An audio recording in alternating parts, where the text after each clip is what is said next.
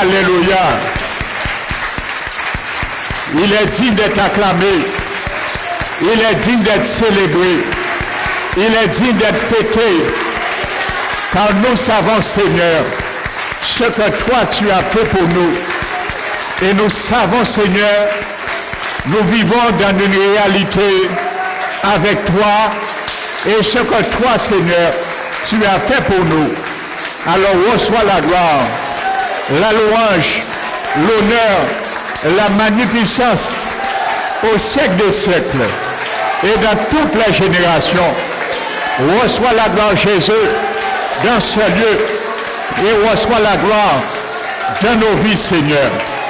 Nous te glorifions car tu es digne, tu es dans ce lieu et ta puissance, Seigneur, démontrera que tu es dans ce lieu. C'est pour cela que nous sommes dans la joie, car nous savons que tu es le vrai Dieu.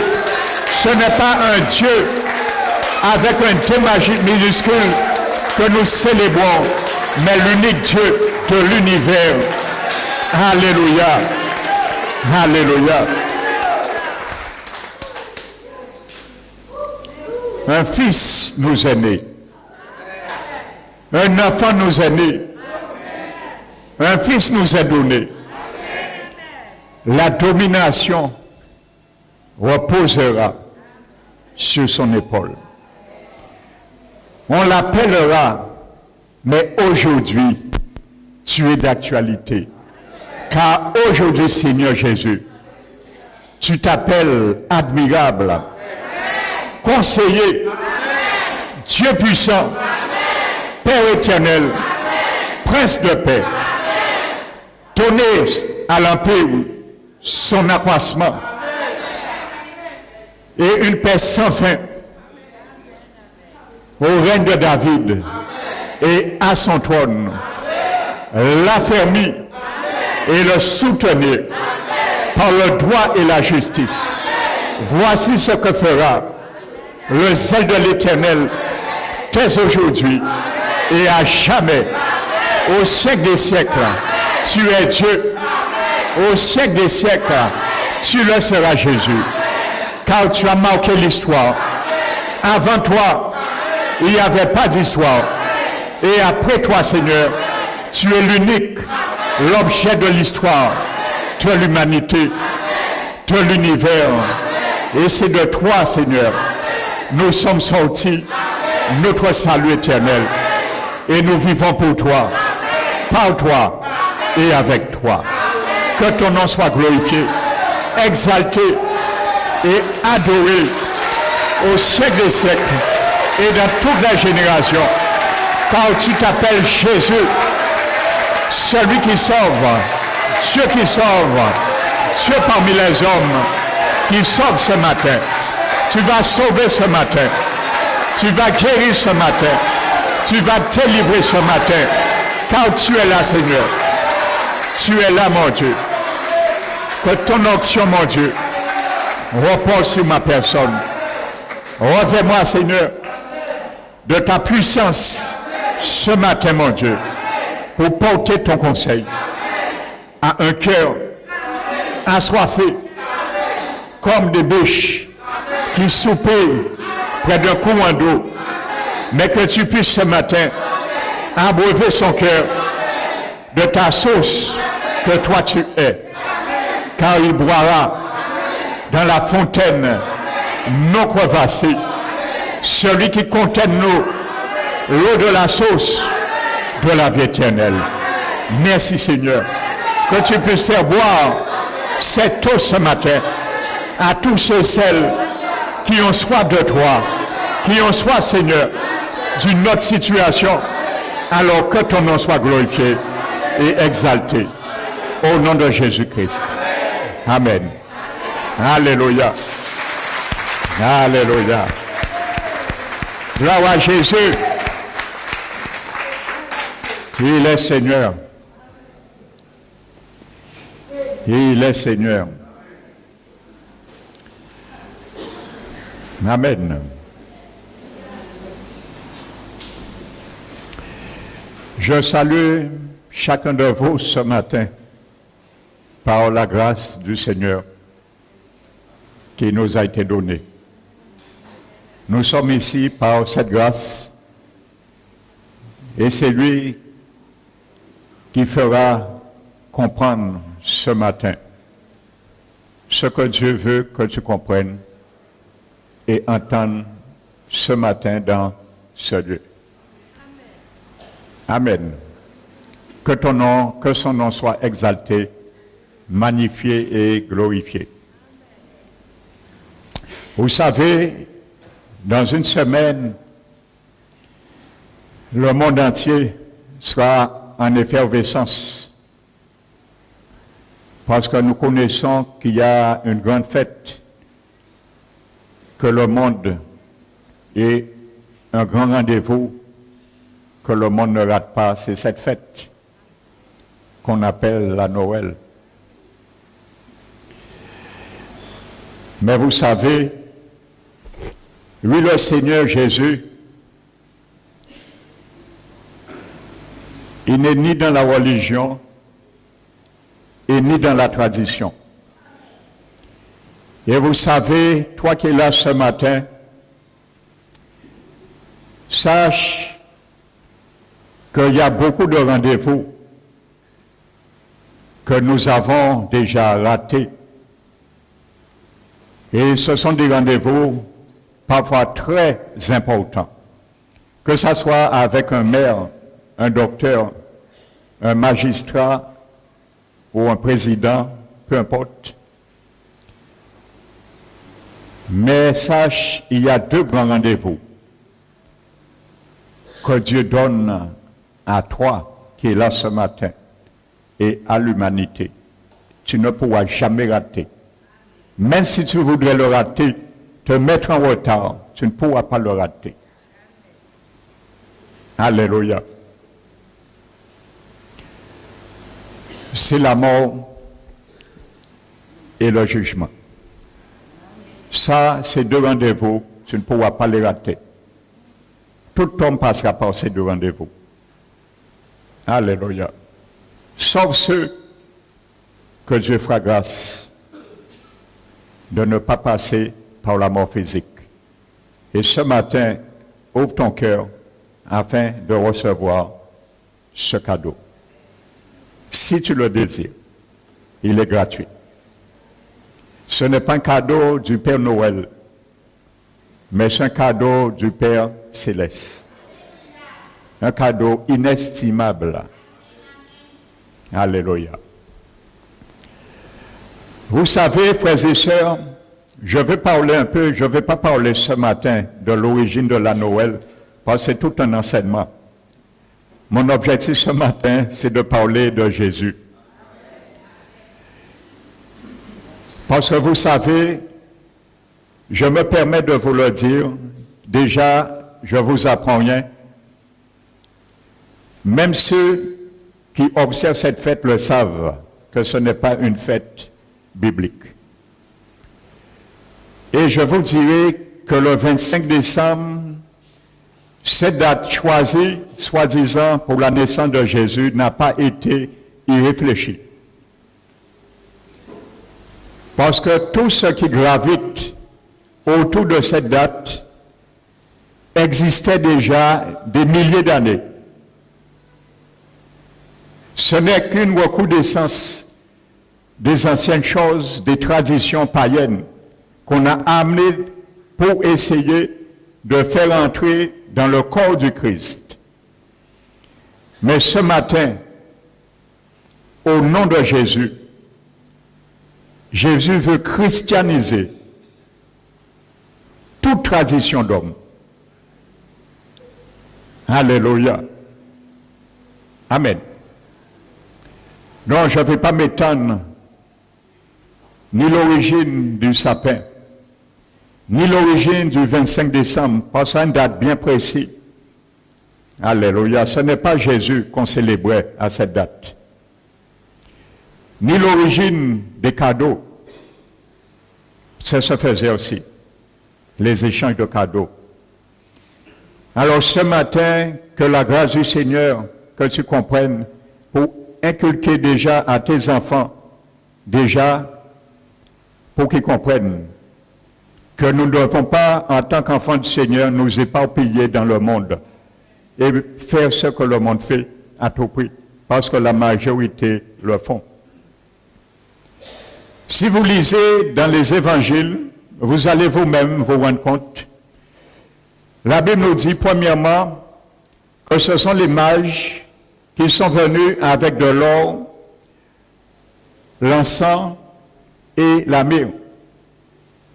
Ce n'était pas pour échanger entre eux des cadeaux, mais c'était bien pour offrir un présent ou un cadeau, si on peut le dire dans le contexte, à une seule personne qui était Jésus. Alléluia. Amen. Donc, ces trois présents sont prophétiques. L'or représente une vertu de Jésus. La pureté, le Dieu. Alléluia. Sans tache. L'encens représente l'offrande et la bonne odeur qu'il a été devant Dieu dans toute sa vie. Il a été l'offrande parfaite, en sacrifice, en tenue, en parole, en acte et en pensée de Jésus. C'est une des vertus de Jésus. Et le myrrhe, c'est l'humilité. Donc il y a un grand enseignement sur cela, sur ces trois objets qu'on a offerts à Jésus. Donc ils ne s'échangeaient pas des cadeaux ce jour-là. Ils étaient venus donner à une seule personne ses présents. Il s'appelle Jésus. Donc si tu prétends observer la Noël, tu dois donner à Jésus un cadeau aussi. Et c'est lui seul que tu dois donner le cadeau. Et ce cadeau qu'il te demande à lui donner, c'est ta vie. Veux-tu ce matin comprendre ça? Voici le cadeau pour la Noël que Dieu a créé comme sacrifice. Ta vie. Est-ce que tu es prêt pour le remettre ce matin? C'est ce cadeau que Jésus est venu chercher. Et en retour, lui, il veut aussi te donner un cadeau. Et c'est ça que nous allons voir. Deuxième chose, si vous lisez les évangiles, que ces présents n'ont pas été offerts à Jésus le jour de sa naissance.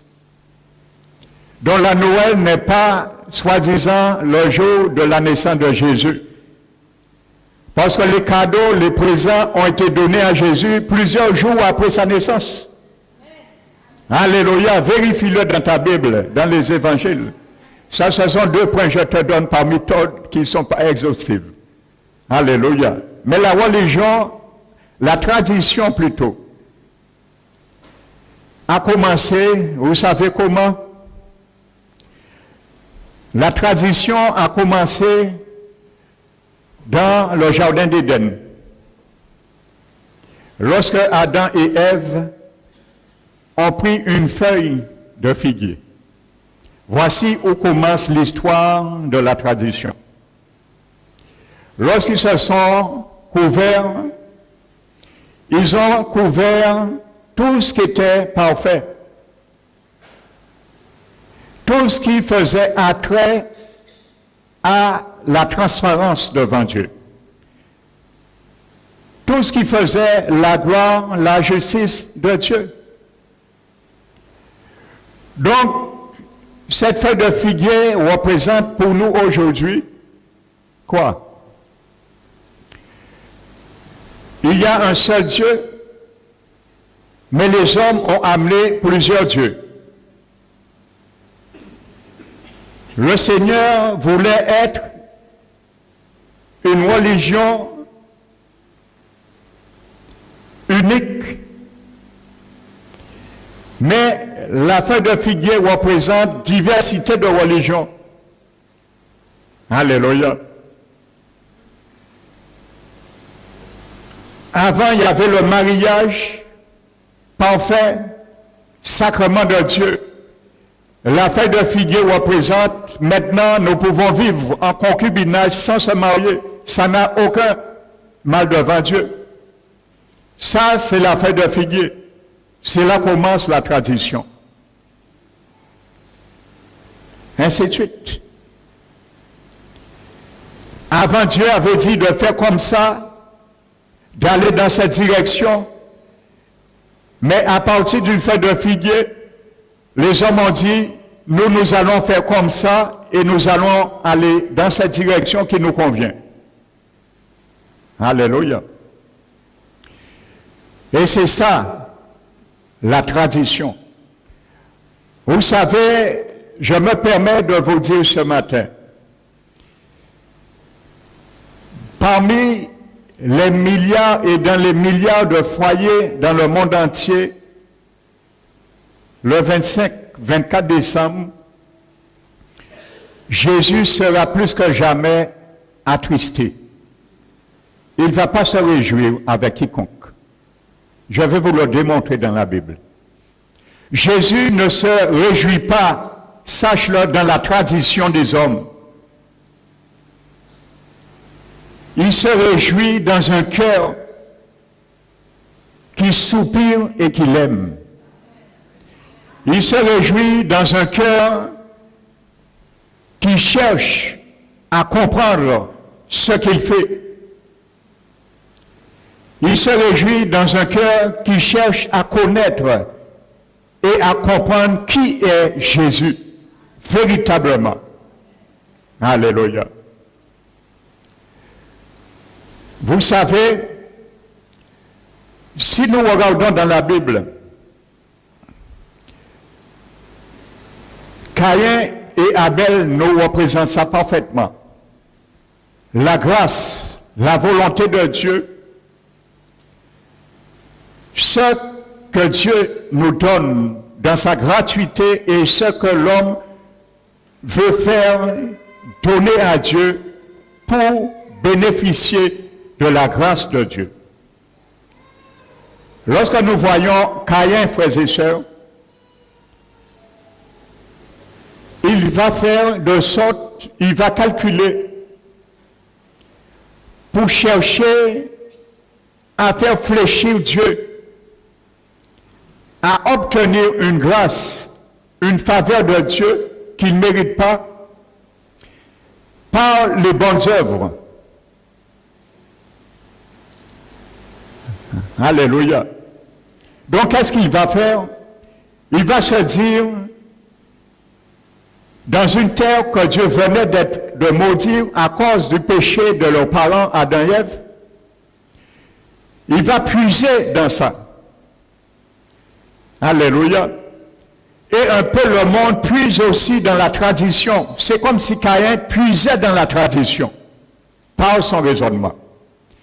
Les hommes puisent, faits à l'image d'Adam, vont puiser aussi, ils puisent dans la tradition pour faire de bonnes œuvres et pour contraindre Dieu de se soumettre à eux, de leur sauver comme ils veulent, à l'image de leur tradition. Mais ça ne marche pas avec Dieu.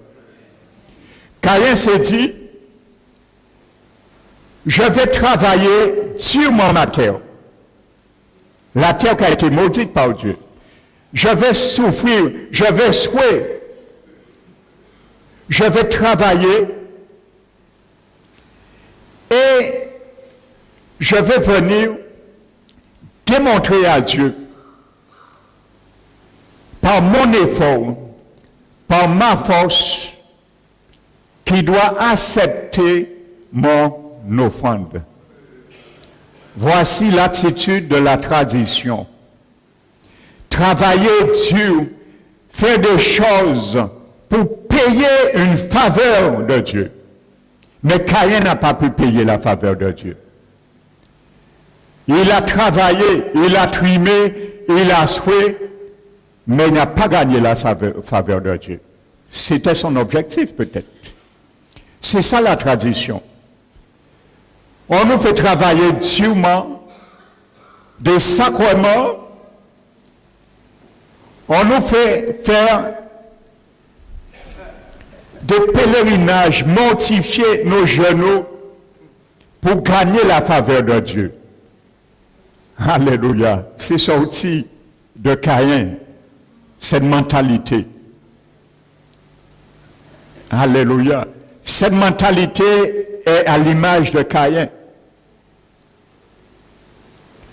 Mais vous savez, Abel, probablement ses parents l'ont enseigné la puissance et la valeur d'un sacrifice.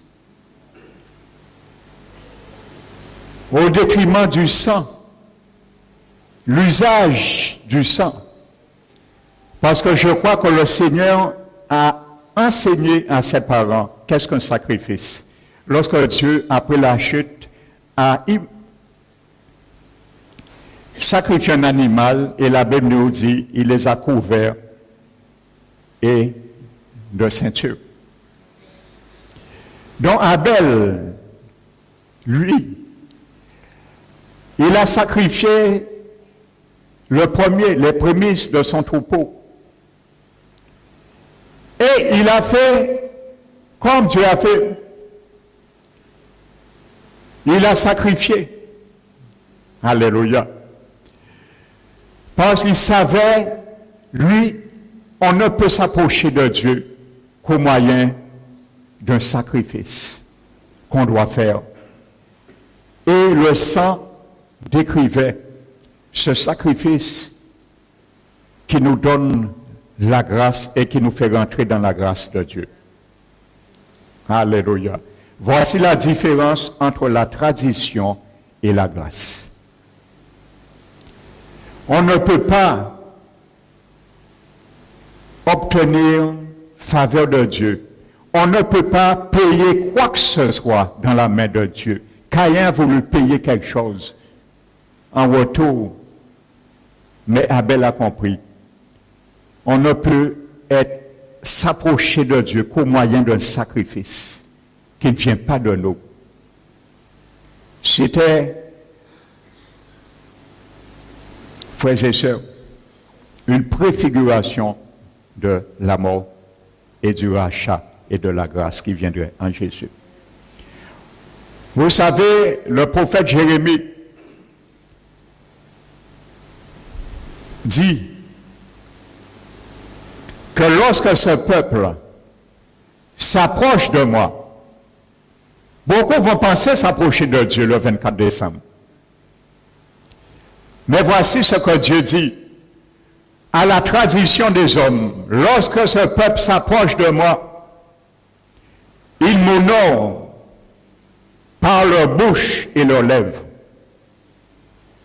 Mais leur cœur est éloigné de moi. La crainte qu'ils tirent de moi n'est qu'un précepte, alléluia, de tradition d'homme. Voici comme ça Dieu voit la tradition et ceux et celles qui s'approchent de Dieu par la tradition. Alléluia. Ce n'est que du bruit, comme il le dit dans la bouche du prophète Ésaïe, chapitre 30, ce n'est que du bruit qui n'aboutit à rien. Alléluia. Vous savez, la Bible est claire. Ce matin, tu dois connaître ça. Ce que dit la Bible. Dieu n'est pas dans la tradition. Tu ne peux payer Dieu quoi que ce soit. Tu peux fêter la Noël toutes les années de ta vie. Ça ne te sauve pas. Ça ne te justifie pas devant Dieu. Ça ne te déclarera jamais non coupable devant ton Créateur et ton Dieu.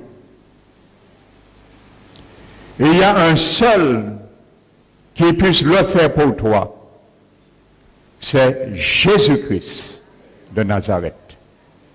Lui, il a payé pour cela. Ça, c'est le grand cadeau du ciel que Dieu veut te donner ce matin. Il te dit dans sa parole, dans Romains chapitre 3, alléluia, justice de Dieu par la foi pour tous ceux qui croient, pas pour tous les hommes, pour tous ceux qui croient. justice de Dieu par la foi. Pour tous ceux qui croient. Tu sais, justice veut dire déclarer non coupable. Alléluia.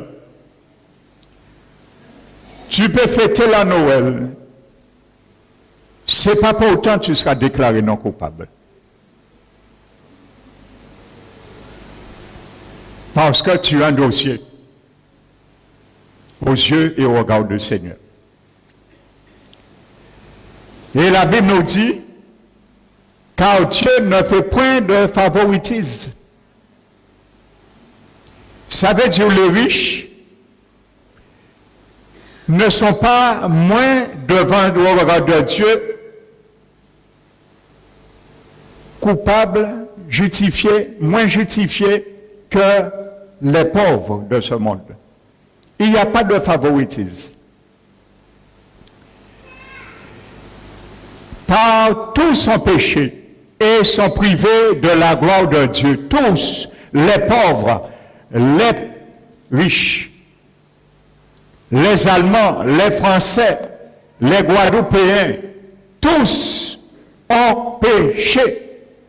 Les papes, les prêtres, la Vierge Marie, ils ont tous péché et sont privés de la gloire de Dieu. Tous ont péché. Le tous démarre depuis Adam et Ève. Tous ont péché. Il n'y a pas de favoritisme. Alléluia. Mais gloire soit rendue à Dieu. Ils sont justifiés aussi par grâce. Si tu veux être déclaré non coupable, être libéré sous celle de ta condamnation à venir, tu dois passer par l'escalier qui amène au paradis. Cet escalier s'appelle la grâce. Nul n'est monté au paradis par l'escalier de la tradition. Retire bien ça ce matin dans tes pensées. Tu ne pourras jamais monter au ciel par l'escalier de la tradition. Seul par l'escalier de la grâce. Ils sont gratuitement justifiés. N'essaie pas de faire comme Caïn. De dire, je suis un pécheur, un pauvre pécheur. Je vais attendre chaque année la Pâque. J'irai à Londres. J'irai faire une grosse offrande à la Vierge Marie, à la statue de Fatima. Pour expier mes péchés. Pour que ma conscience soit apaisée. J'irai la messe à minuit, le 25 décembre. Car c'est un jour favorable, le Père Noël va me retirer tous mes péchés. Et ainsi de suite. Raisonne ça que tu veux. L'abbé dit, ils sont gratuitement justifiés. Tu n'as rien à faire. C'est gratuit. Tu ne mérites rien.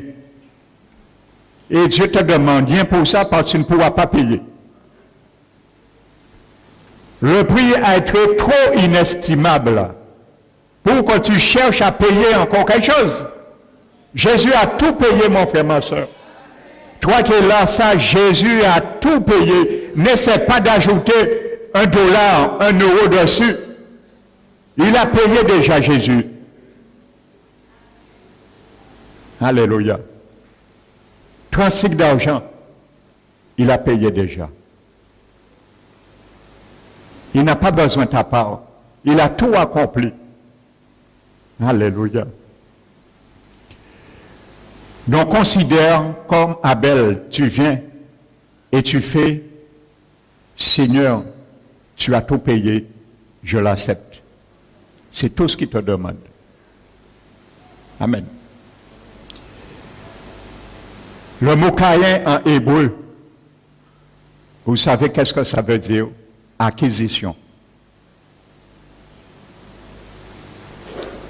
Et Abel en hébreu, exaltation ou ce qui monte. Les deux noms bien prophétiques et ça explique.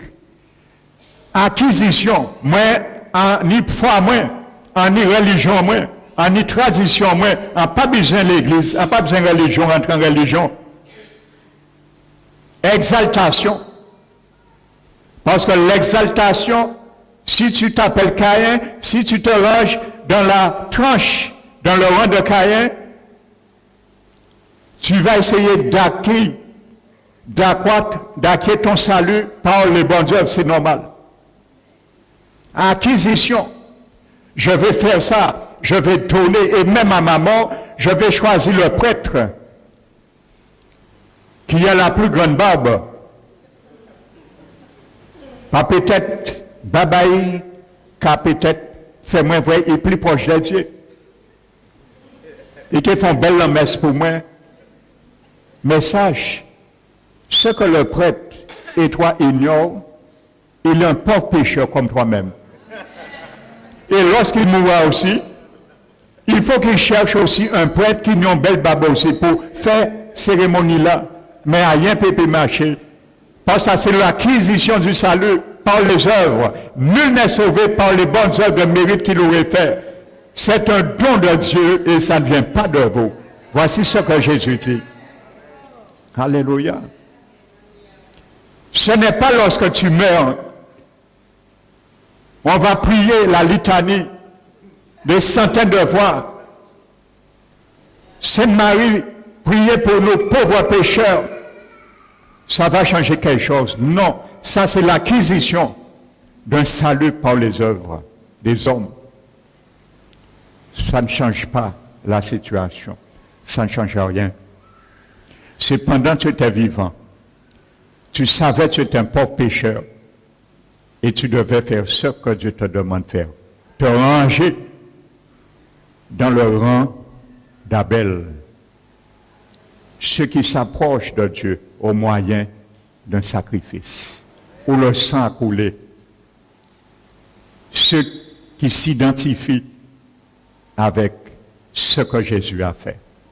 C'est pour ça Romain le dit, je continue ce test. Ils sont gratuitement justifiés par grâce.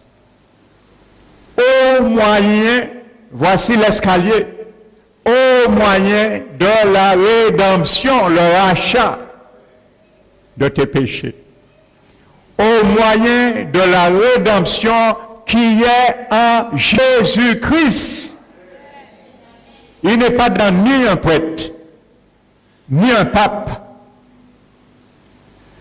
ni un pasteur, ni quiconque, au moyen de la rédemption qui est en Jésus-Christ. Car c'est lui que Dieu le Père a destiné au moyen de son sang. L'Abel avait compris cela. Range-toi dans le rang d'Abel ce matin. Au moyen de son sang. Au moyen de son sang. Pas au moyen de l'hostie. Pas au moyen des sacrements. Pas au moyen de quiconque. Au moyen du sang de Jésus. C'est lui seul que Dieu a destiné comme victime, propitiatoire. Pas pour tous les hommes, même s'il a payé pour tous les hommes, pour tous ceux qui croiraient. Si tu ne crois pas à ça, si tu ne passes pas par ce chemin, si tu n'acceptes pas ça, tu peux fêter tous les années de reste de ta vie, jusqu'à ta mort, la Noël. Jésus pleure chaque 25 décembre chez toi. Il n'est pas là. La chaise que les foyers mettent en pensant que Jésus est là, parce que c'est son anniversaire, on dit. Noël veut dire anniversaire de naissance. Vous savez le mot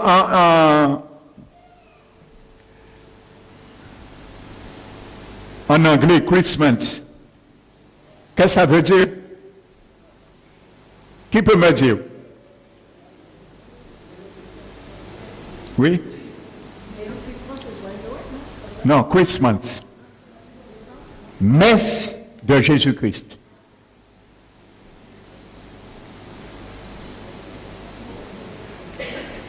Mais pas vrai, pourquoi il y a fait messe à Jésus le 25 décembre?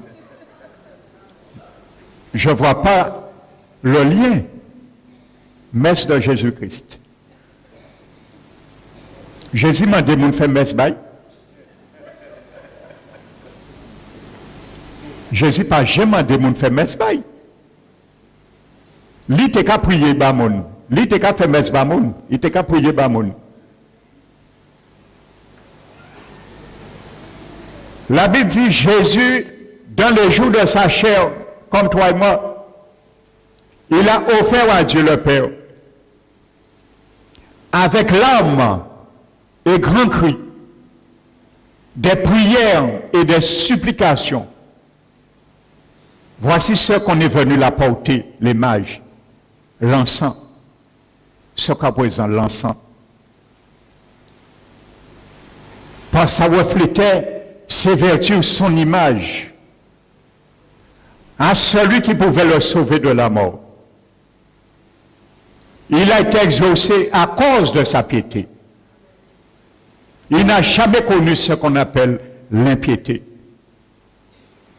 Et bien qu'il soit fils de Dieu, a appris l'obéissance par les choses qu'il a souffert. Il s'appelle Jésus, dit celui qui a côté à toi. Il s'appelle Jésus. Cette personne s'appelle Jésus. C'est lui ce matin. Je suis venu chercher. Ça, c'est mon cadeau. Amen. Tu l'as confessé. Alors ne pars pas dans ce lieu sans ce cadeau. Parce que Jésus est là.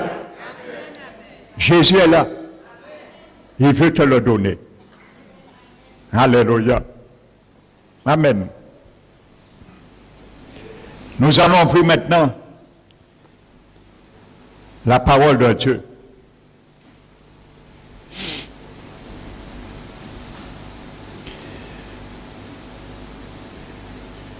Prenons Luc chapitre 19.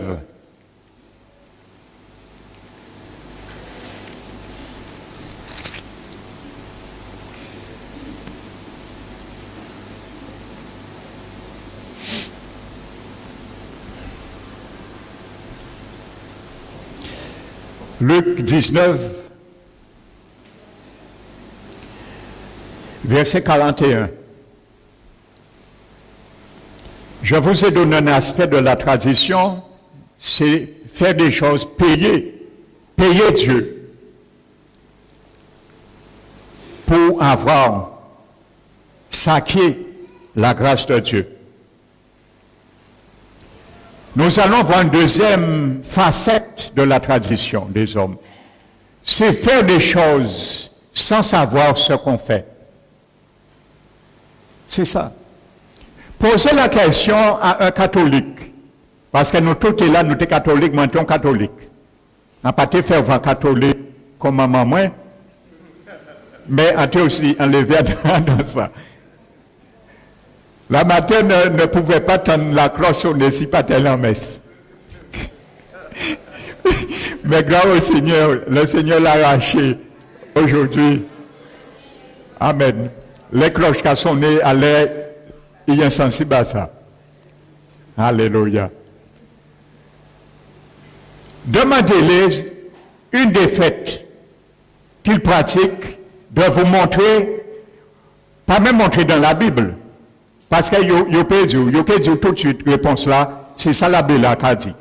Alors je ne pose même pas cette question, parce que vous pouvez trouver. Mais posez la question, pourquoi vous faites ça? Vous allez voir. Beaucoup seront surpris. Avant de vous répondre, ils vont rester à réfléchir. Pourquoi vous faites la Toussaint? Ils ont réfléchi. Pourquoi? Parce qu'ils ne se sont jamais interpellés sur cela. Pourquoi qu'on a fait ça? Posez-les la question. Pourquoi vous faites le carnaval?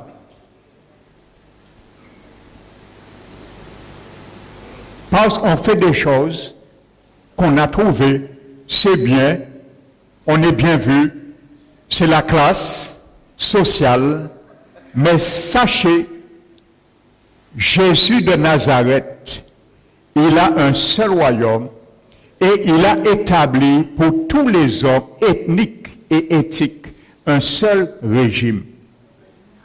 Et tout le monde faut se soumettre à un régime là. Ça. Un seul régime. Et il n'y a pas de favoritisme. Jésus rentre à Jérusalem. Verset 41. Comme il approchait de la ville, Jésus, en la voyant, Jésus pleura sur elle.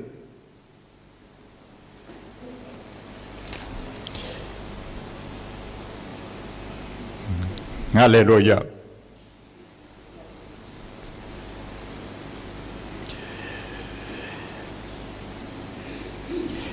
Verset 38.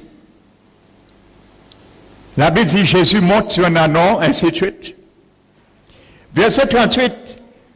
Il disait, béni soit le roi qui vient au nom du Seigneur, paix dans le ciel et gloire dans les cieux très hauts. Et il y a des chansons de Veillée Noël qui ont ces refrains. Vous pensez que Jésus s'est réjoui avec eux dans ces chants, dans cette allégresse? Non. Qu'est-ce que Jésus a fait? Il a pleuré. Alors ne croyez pas que Jésus est dans toute festive. Jésus a pleuré, il y avait la fête, il y avait la joie. Jésus lui pleure. Parce qu'il sait pourquoi il pleure. Et Jésus qui pleurait dans beaucoup de 25 décembre, chaque année, chez les familles, les quoi que Jésus là, Jésus pas là, Jésus là, il a pleuré. Parce que Jésus sait qu'on est en train de l'honorer avec la bouche et les lèvres. Michaud veillait, en nous mon voisin, en nous bréom, Michaud dit bréom. Vous avez compris ça, c'est glorifier naissance à Jésus. Michaud dit bréom. Oh, Jésus a dans ça. Vous pensez que le Seigneur est dans de telles fêtes, frères et sœurs? Je ne crois pas. Respect pour Jésus. Respect pour le Créateur. Pensez que Jésus son cœur sera réjoui? Son cœur sera tristé.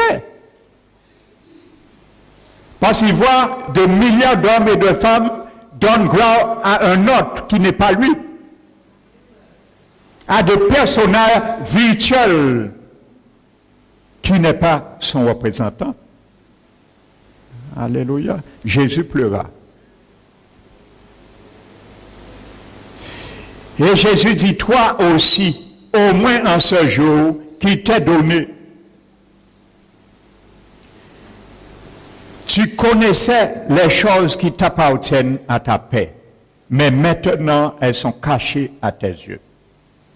Combien de Noël Jésus essayait de nous faire comprendre, je suis là, acceptez-moi.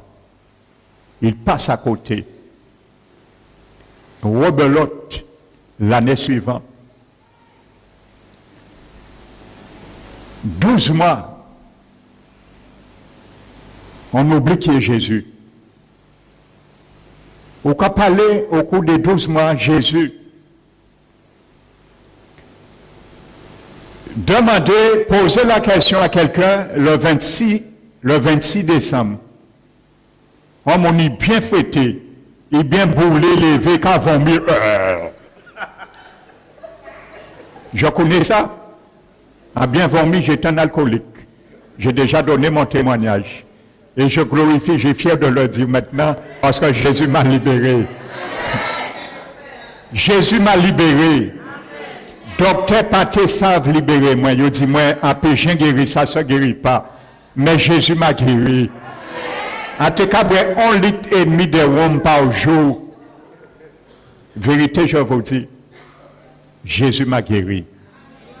Alors je connais ça. C'était vomi, mal-tête. La Bible dit, un bon arbre ne porte que de bons fruits. Si vraiment c'était quelque chose qui était vraiment du Seigneur, vomi, mal-tête, accident, siroute, délit, siroute, c'est les fruits de quel arbre? Pas de l'arbre qui vient de Jésus. À leurs fruits, on reconnaît l'arbre. Ces fruits permettent de savoir qui est l'objet de ces fêtes. Jésus ou un autre. Alléluia. Eh bien, vous savez quelque chose. Pourquoi Jésus a pleuré là?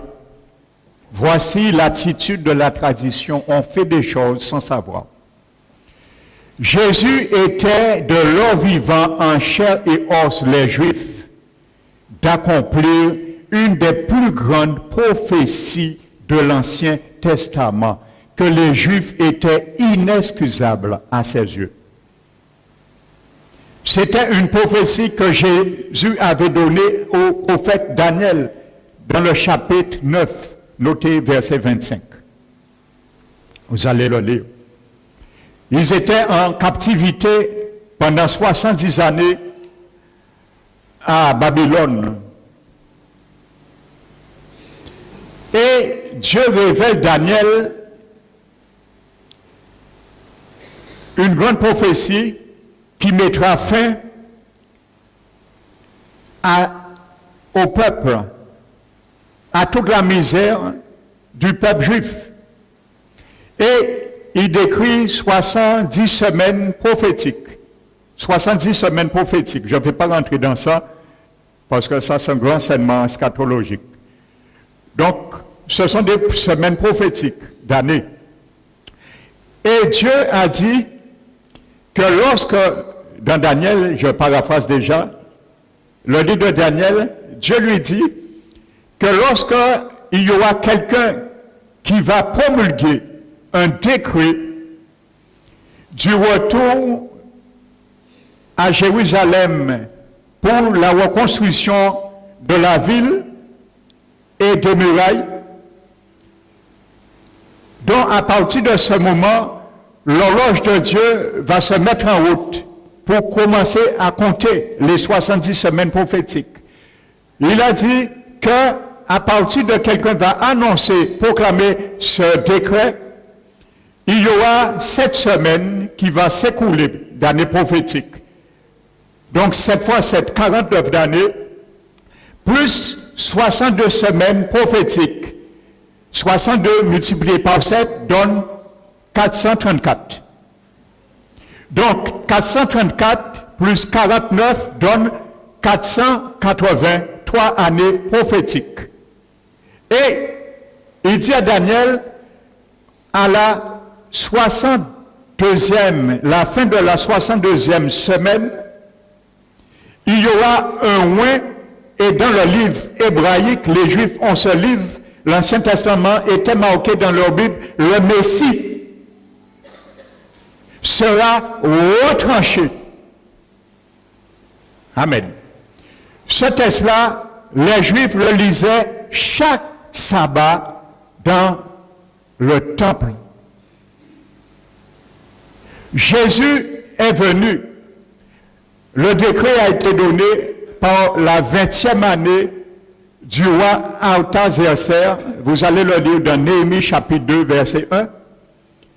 Et c'est ce roi qui donne le décret en 445. Il est reconnu, historiquement, je n'ai pas le temps de vous faire le calcul, mais historiquement, il est reconnu jour pour jour. Ce décret dans Néhémie a été décrété un mois de Nisan, période de Pâques. Et c'était cette période que Jésus rentre. il est confirmé jour pour jour à partir de 445. Lorsque Artaxerxès a proclamé ce décret et le jour que Jésus rentre dans Luc 19, il s'est écoulé 483 années prophétiques. Jésus venait accomplir, ils étaient inexcusables, ils devaient reconnaître leur Messie et accomplir la prophétie et devaient le recevoir comme le Messie. Mais ils n'ont pas compris ça, ils n'ont pas suivi. Jésus vient en chair et os. Ils ont rejeté et c'est eux qui crucifié. Ça, c'est la tradition. On fait des choses, on ne sait pas ce qu'on fait. La tradition acclamait Jésus, roi des rois, Seigneur des seigneurs. Voici celui qui vient, béni soit celui qui vient au nom de l'Éternel, paix dans les cieux. Ainsi de suite. Ils étaient en train d'acclamer ça, mais ils ne savaient même pas ce qu'ils faisaient et ce qu'ils disaient. Parce que Jésus plairait. Alléluia. Ils ne l'ont pas reconnu. Alors c'est la même chose. Beaucoup ne vont pas reconnaître Jésus à travers les festives. Beaucoup qui reconnaissent Jésus, ils baillent la vie pour bien boire, bien manger jour là ça. Et le 26 décembre, ils ont oublié tout, ils ont fait un deuil si naissance à Jésus. Invitez un monde le 26 décembre, venez vers l'église pour tendre la parole de Jésus. On loue Dieu, moi, en parlant entre en religion, en y foi en moi, mais au sorti, manger et boire, si naissance, sous le nom de naissance à Jésus. Pourquoi fêter Noël? Si vous ne pas tant de parler de Jésus, pourquoi fêter Noël? Ça, c'est la tradition des hommes. Et c'est ce qui s'est passé. La tradition des hommes ne reconnaissent pas la réalité spirituelle. Ils font des choses parce qu'ils ont trouvé. Ils ont vu Jésus rentrer sur un ânon. Ils ont trouvé ça, ils acclament et proclament. Alléluia. On a trouvé la religion, la tradition de nos parents, nos grands-parents, nous lever à dents, alors c'est là, il y a un kémon catholique. Pas mon peut faire sortir. C'est la même réalité, frères et sœurs. La tradition des hommes. Amen. Et pourtant, notez, il y a des prophètes qui ont parlé de cela. Jésus sera sur un ânon, un ânesse, le petit, une âne. Zacharie 9:9, notez-le. Michée 5, verset 1. Allez. Nous allons voir un peu, frères et sœurs, l'histoire où a commencé la Noël pour le monde. Je dis bien pour le monde, pas pour la Bible. Parce que Dieu n'a pas donné aucune date de la naissance de Jésus et n'a pas dit de célébrer non plus cette fête.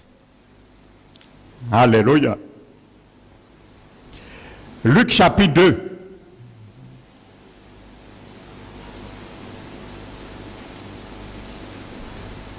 Alléluia. Donc vous allez tout lire, je ne vais pas tout prendre.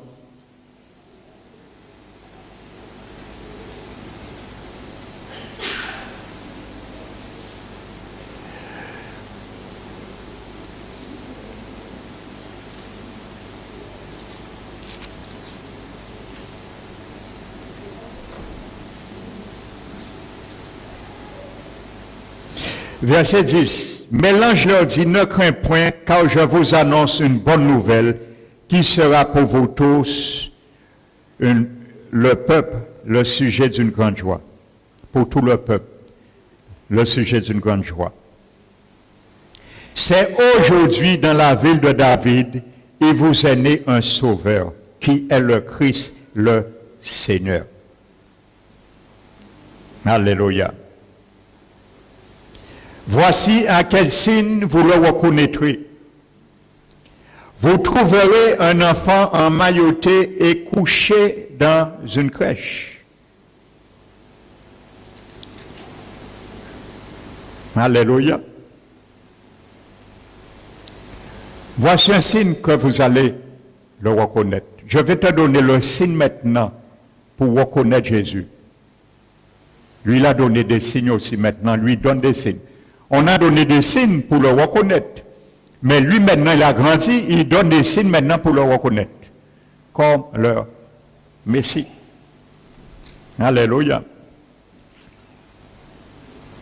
Prenons Matthieu.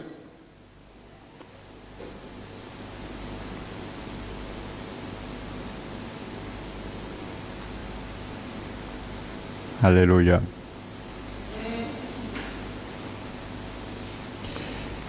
Avant de prendre Matthieu, le message de la Bible entière converge vers la réalité du salut et vers le personnage, le Messie. C'est donc au travers de toute la Bible qu'apparaît la figure du Christ. On s'accourait. On fait les enfants maintenant aller voir dans une crèche le petit Jésus. Je ne dis pas il y a quelque chose de mal. Mais le vrai visage de Jésus aujourd'hui, ce n'est pas dans une crèche qu'on va le trouver. Parce que Jésus n'est ni dans une crèche, ni sur une croix. Il est sur un trône de gloire, à la droite du Père, de Dieu le Père. Voici son visage aujourd'hui, le visage de Jésus. Nul écrit ne saurait remplacer la consultation des Saintes Écritures. Jésus l'affirme tout haut. La parole, notez Jean, chapitre 5, verset 39. Jésus dit, vous consultez les Saintes Écritures, ce sont elles qui rendent témoignage de moi. Ne va pas, n'attends pas la Noël le 25 décembre pour savoir comment est Jésus. Pour le consulter dans une crèche. Les Écritures, il a laissé maintenant, il est la parole. Il dit maintenant, vous sondez les Écritures, c'est elles qui rendent témoignage de moi. Alléluia. Et il dit maintenant, au chapitre 20 de Jean, verset 31,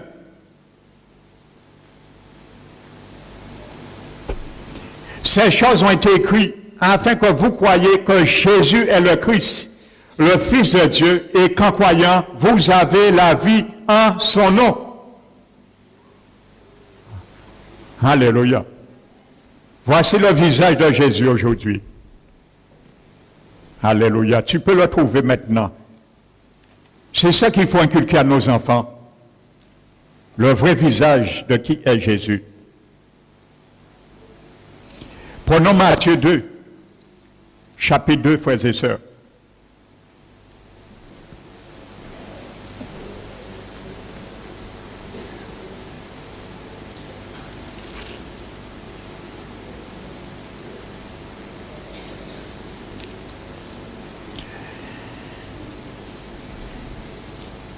C'est un peu la même histoire.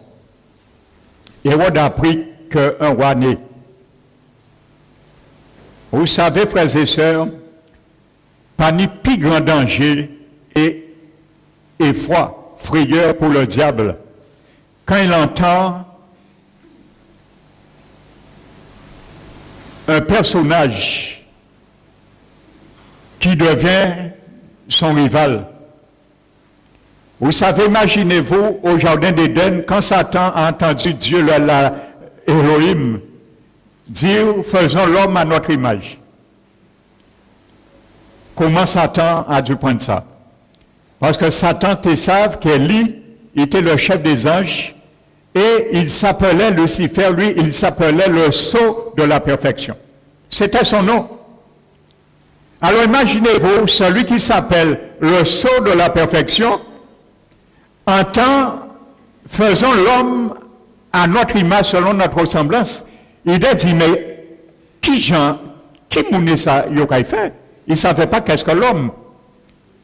L'homme n'existait pas encore. Donc imaginez-vous, quand il a entendu ça, il a dit, tout démon, mais il faut nous savoir qui moune pour ça, c'est le saut de la perfection, en tant que bon Dieu dit, et qu'il fait un monde au-dessus des moyens. Alléluia. Alors imaginez-vous, Satan entend maintenant le roi des Juifs naisse. Donc il utilise son acolyte, Hérode, et la Bible nous dit, voici ce que le diable inculque encore dans la tête des gens, la tradition. Te faire comprendre que Dieu est là, mais ce n'est pas Dieu qui est là, ce n'est pas Jésus qui est là, c'est lui qui est là.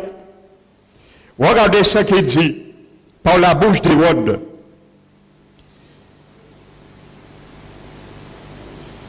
Puis il les envoya à Bethléem en disant, allez et prenez des informations exactes sur le petit enfant. Quand vous l'aurez trouvé, faites-le moi savoir, afin que j'aille aussi l'adorer. Hérode a adoré Jésus. Satan a fait comprendre qu'il a adoré Jésus. Dans la tradition, Satan a adoré Jésus, mais jamais. Mais un jour, il est obligé de faire par force. Parce que la Bible dit, au nom de Jésus, tous genou fléchissent, dans les cieux, sur la terre et sous la terre, l'enfer. Parce qu'en enfer, il y a des genoux. En enfer, il y a une vie. Il y a des genoux. Et jour-là, non, l'autre pape, on l'autre prêtre qui en enfer jour-là, dans la tourment, parce qu'ils comprennent qu'ils étaient purs devant Dieu, ils n'ont pas besoin de rédempteur. Alléluia. Et au nom de Jésus, toute langue confessera que Jésus est Seigneur à la gloire de Dieu le Père. Et qui confessé, jour-là, car que le pire châtiment, mais qui confessé, les jours qui est dans la GN. Il le confessera. Et tous les damnés, tous ceux qui ont suivi la trace de Caïn, la religion, ils vont confesser aussi. Les athées vont confesser un jour à la GN que Jésus est Seigneur à la gloire de Dieu le Père. Même si ils savent, ça peut tirer des flammes du tourment infernal, ils ont confessé. Parce que Jésus est Dieu, il est Seigneur. Il est Seigneur. Il n'y a pas d'autorité. Il a tout pris dans la main du diable. Satan est dépouillé. Il n'a ni pas autorité. Jésus a tout pris. Et la seule autorité, Satan possède en sa possession, c'est l'âme des hommes et des femmes. C'est comme ça qu'il peut te faire chuter. C'est la seule autorité Satan possède. L'âme de l'individu. Parce qu'avec ton âme, il peut te gouverner, te piloter ta vie par tes pensées, tes décisions, et ainsi de suite. Mais n'a aucune autorité. Alléluia. Verset 13. Lorsqu'il fut parti, voici un ange du Seigneur apparut en songe à Joseph et dit, lève-toi, prends le petit enfant et sa mère, fuis en Égypte et reste-y jusqu'à ce que je te parle, car Hérode cherche le petit enfant pour le faire périr. Satan quand venait vers en tradition là pour adorer Jésus, pour faire périr en tradition là. Voici les stratagèmes, les subterfuges du diable. Il est à côté, toi, dans la tradition.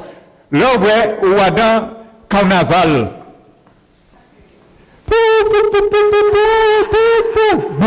boum, boum, boum. Satan est vers les démons qui ont défilé. Et qui a fait comprendre que ces traditions, après ça, on peut passer par carême, ou que purifier, ou que manger crabe, bébélé, ou que manger viande, ou que purifier. Quel mensonge, quelle illusion. Eh bien, c'est la même chose. Hérode dit qu'il a adoré le petit Jésus, mais ce n'est pas vrai, c'est pour tuer. Le Satan a dit, fêtez Noël, chantez Michel, ainsi de suite. C'est pour détruire, c'est pour tuer à d'un talassa. C'est la même réalité. Il ne donne rien de bon, frères et sœurs. Alléluia. Le Père Noël ne peut rien te donner parce que c'est une légende, c'est un mythe. Ça n'existe pas. J'avais 8 ans quand j'ai appris que le Père Noël n'existe pas. Parce que moi, je cherchais à savoir qui m'unit le Père Noël. En tout cas, tant qu'à rentrer en cheminée, qu'à porter cadeau, on dit, moi, apogènes vont cheminer à 4 parents, moi, en bas, voilà, qu'à rentrer. Et vous savez, le 25 décembre, j'avais 8 ans, qu'est-ce que j'ai fait? J'ai dit, au soir là, faut un vrai Père Noël là.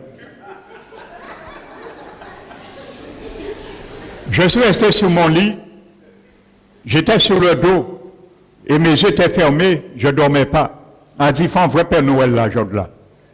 Et vers minuit, mon père est rentré dans la chambre, il a mis un drap blanc enveloppé en lui, il est rentré, on était à 4 frères dans la chambre. Il est rentré, pieds nus, je ne dormais pas. Mes yeux étaient, il est rentré, nous a regardé, si on dormait, mais il ne savait pas que je ne dormais pas, il est reparti. Il a été prendre les cadeaux, il les a amenés un à un. Et quand il est parti, j'attends un moment, et je me rappelle mon petit frère, mon troisième frère, j'ai changé le cadeau. J'ai changé son cadeau, c'est une voiture téléguidée, et je lui ai donné, je crois, quelque chose.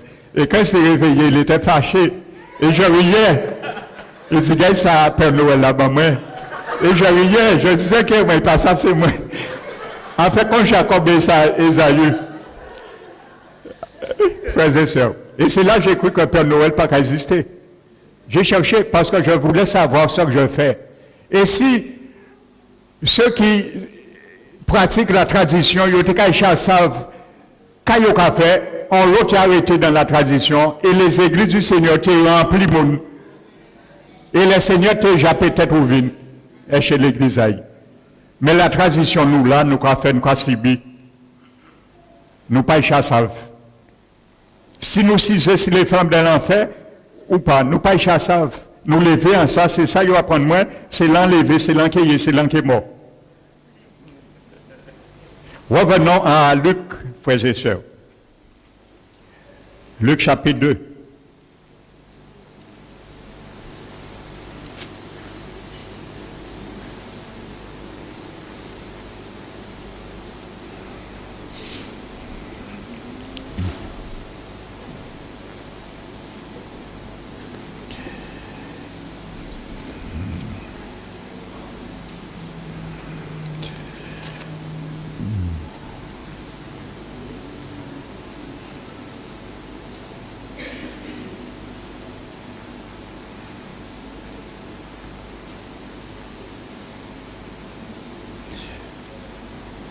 Alléluia.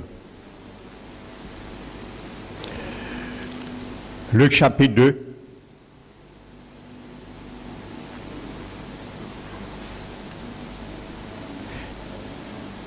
La Bible nous dit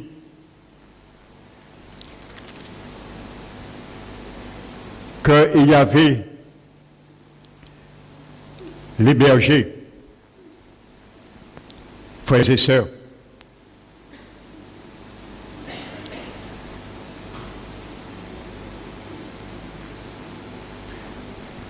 qui étaient venus et accouraient vers le savoir qui était ce roi. Alléluia. Donc je vais maintenant vous dire maintenant, selon l'esprit de la tradition, frères et sœurs, excusez-moi, je vérifie quelque chose.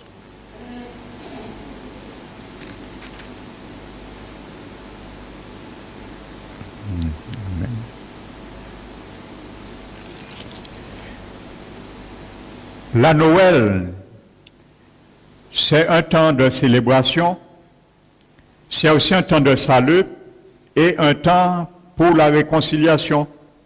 C'est un moment de se réconcilier avec Dieu.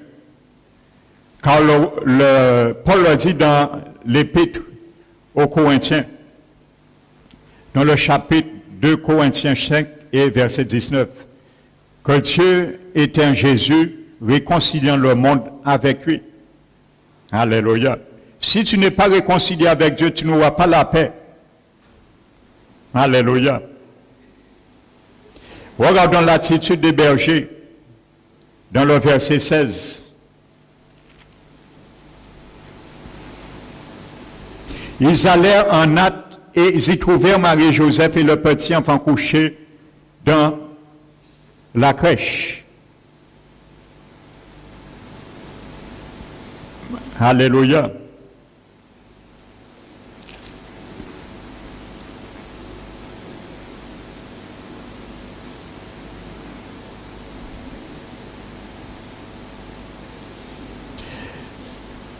Maintenant, l'ironie des choses,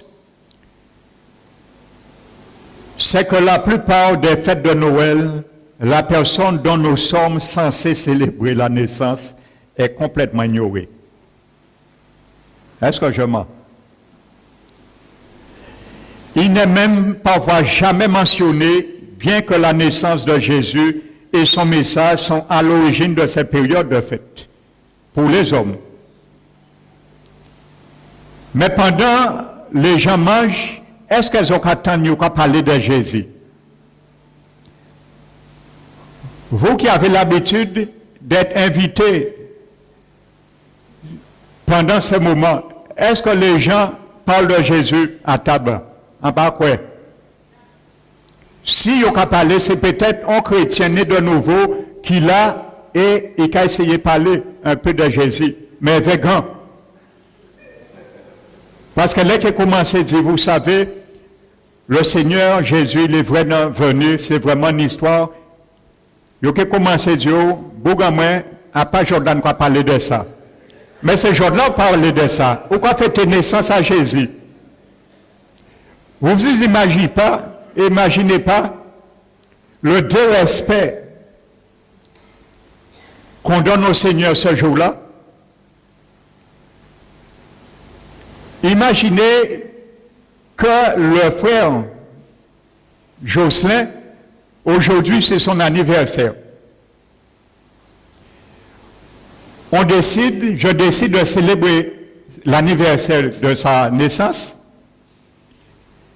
Il n'est même pas au courant.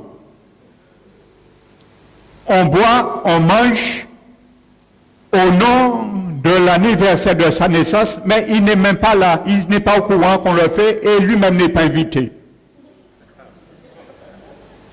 Eh bien, c'est la même chose. On fête la naissance de Jésus. Il n'est même pas invité. Il n'est même pas invité.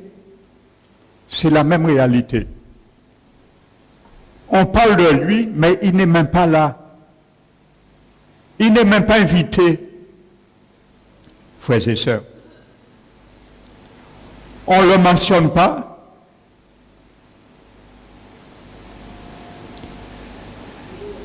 Il est souvent oublié et à peine cité, contrairement au Père Noël et une longue liste de personnages fictifs qui sont mis en valeur. Il faut parler du Père Noël. Il faut parler de Simonano, le Père Noël.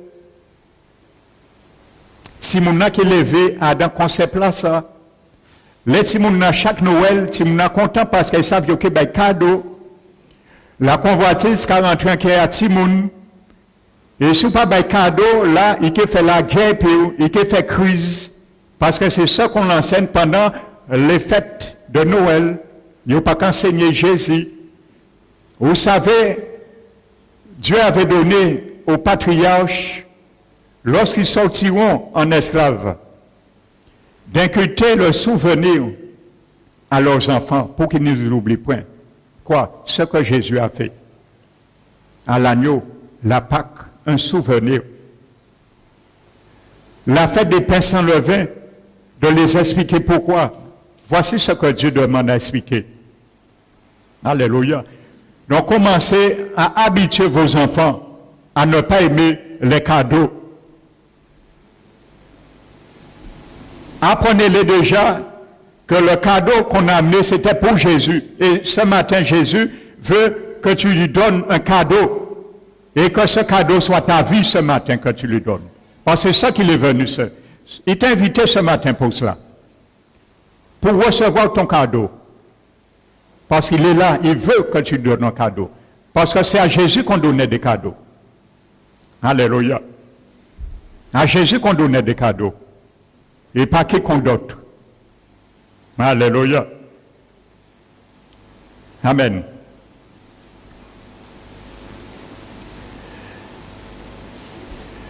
La Bible dit paix à tout ce que Dieu agrée. Il ne s'agit pas ici d'une déclaration universelle de paix envers l'humanité dans son ensemble. Par la paix de Dieu est toujours le corollaire de sa justification. Tu as la paix quand Dieu te justifie. Tu rentres en paix. Tu as la paix avec Dieu. Tu as la paix avec ton cœur. Et tu peux faire la paix avec ton prochain. Quand tu es justifié. Autrement, tu n'as pas la paix. La fête de Noël ne va pas te donner la paix. Les hommes qui l'agréent. Pour qu'ils agréent, dans le grec, ce mot signifie bonne volonté, bienveillance, plaisir, satisfaction. Il s'agit du bon plaisir souverain de Dieu. La bonne volonté est en Dieu, mais elle ne produira son effet que si elle trouve une correspondance dans l'homme, qui est l'objet. Voici l'objectif. Alléluia. Tout comme le royaume de Dieu ne vient qu'à ceux qui l'accueillent avec foi, comme Jésus a dit dans Jean 3, verset 16-17. Maintenant, frères et sœurs, en conclusion ce matin,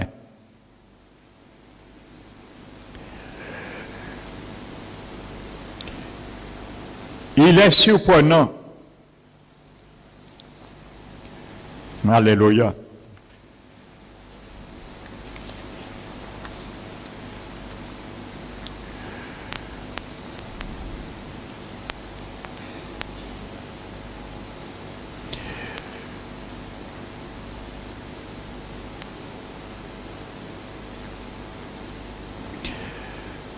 Vous savez,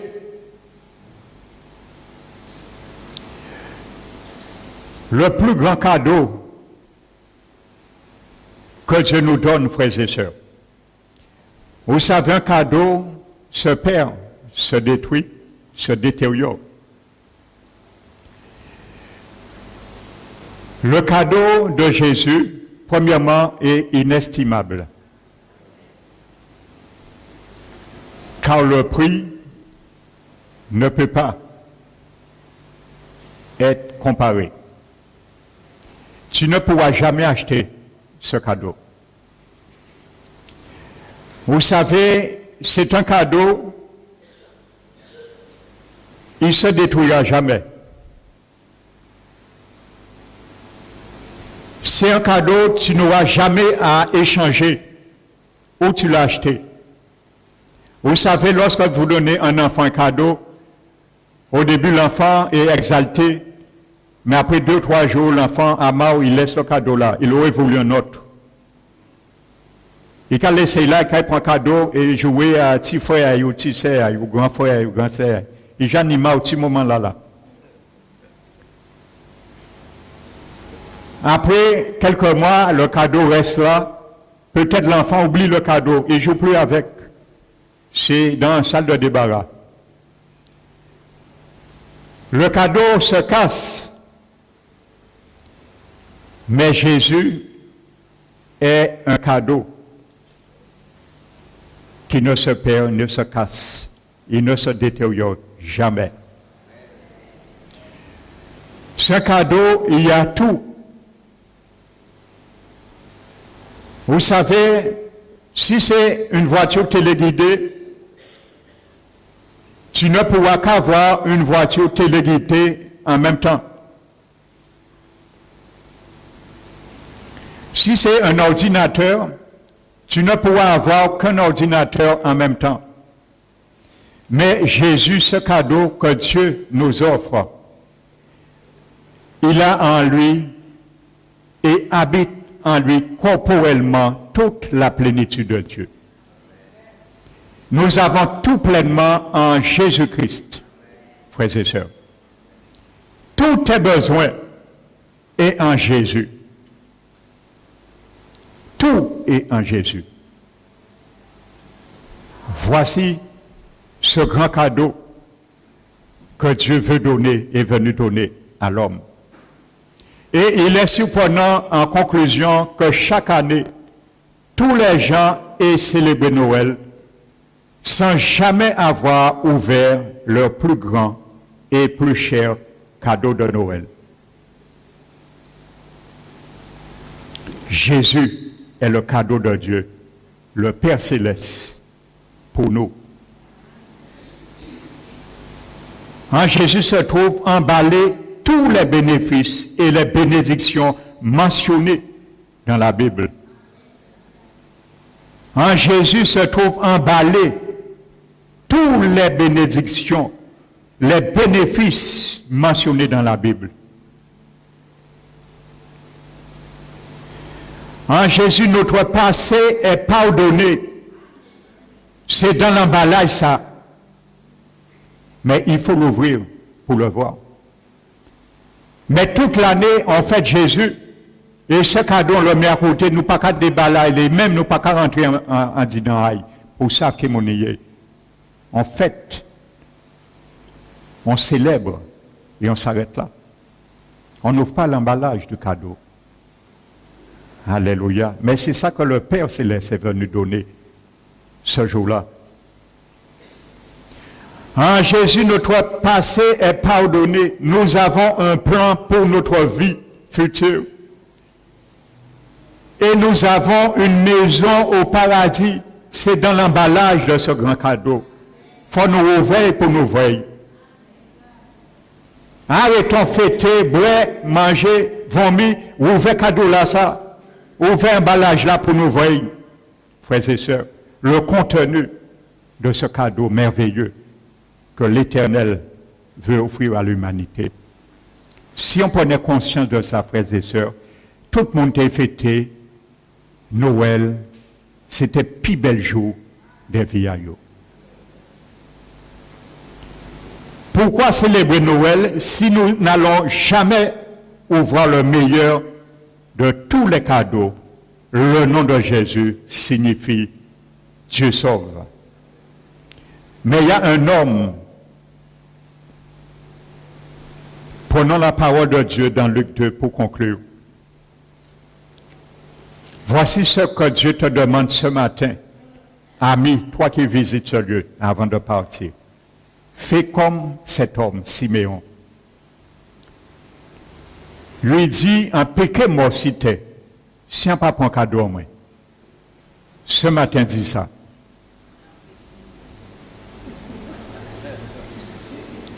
Verset 25. Siméon, chapitre 2 de Luc.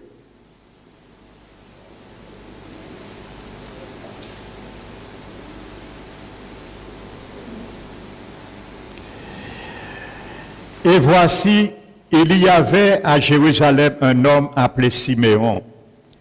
Cet homme était juste et pieux. Il attendait la consolation d'Israël. Ça veut dire Jésus.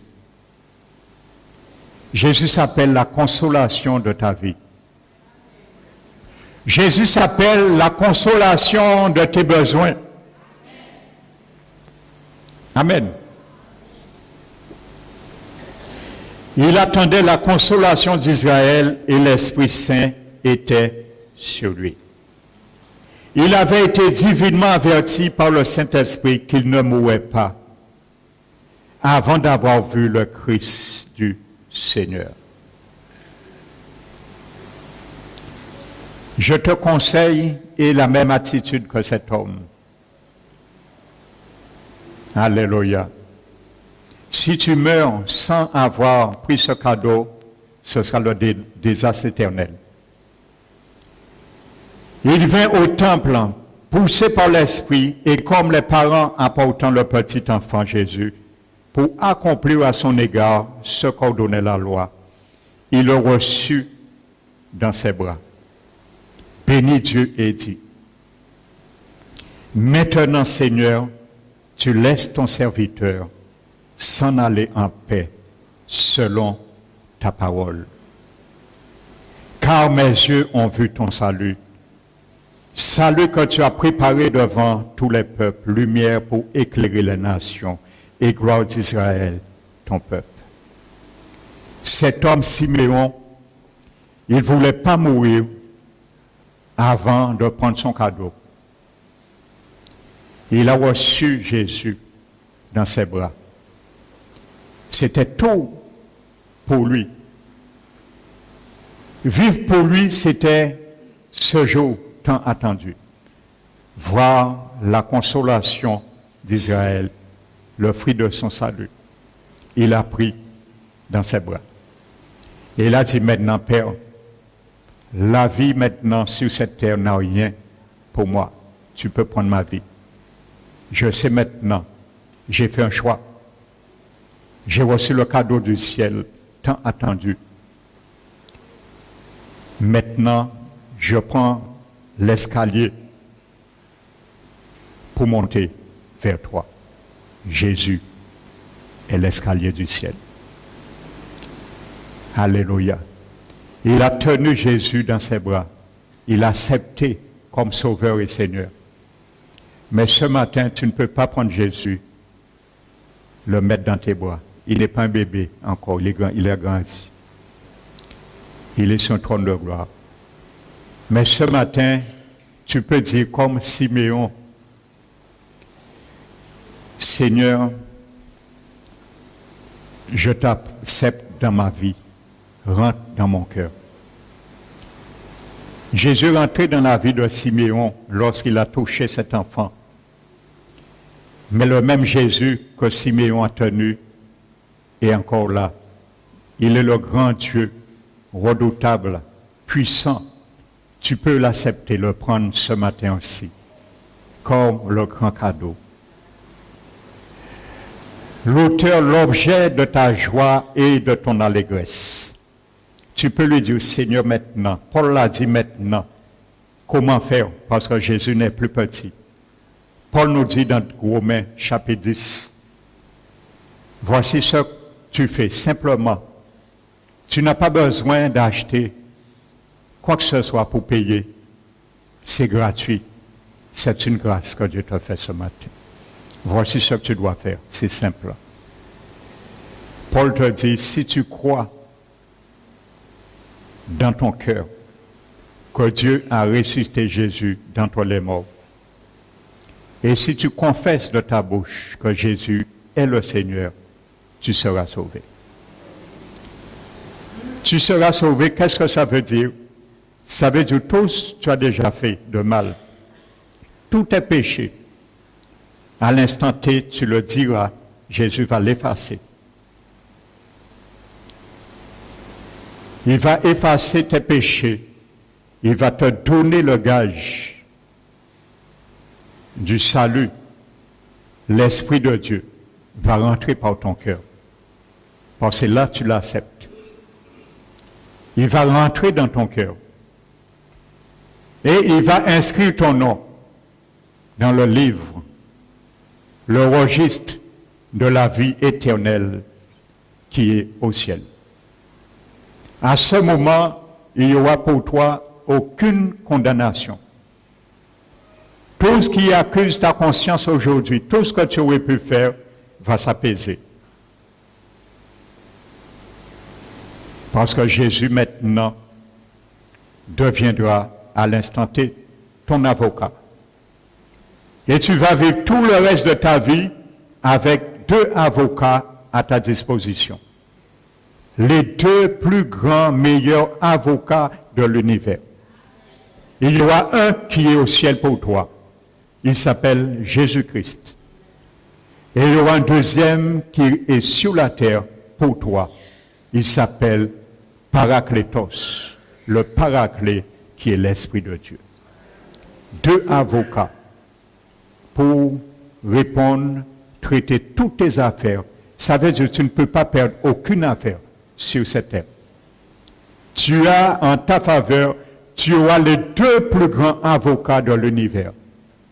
Jésus au ciel et l'Esprit Saint sur la terre. Tu ne pourras perdre aucune affaire avec ces deux avocats. Alors c'est gratuit.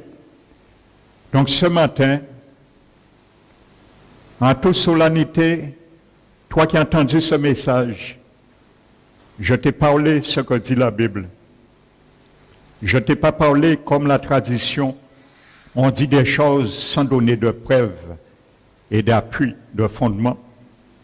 Tu as entendu. Tu as compris. Dieu t'a ouvert l'intelligence maintenant. Jésus a dit, celui qui croit en moi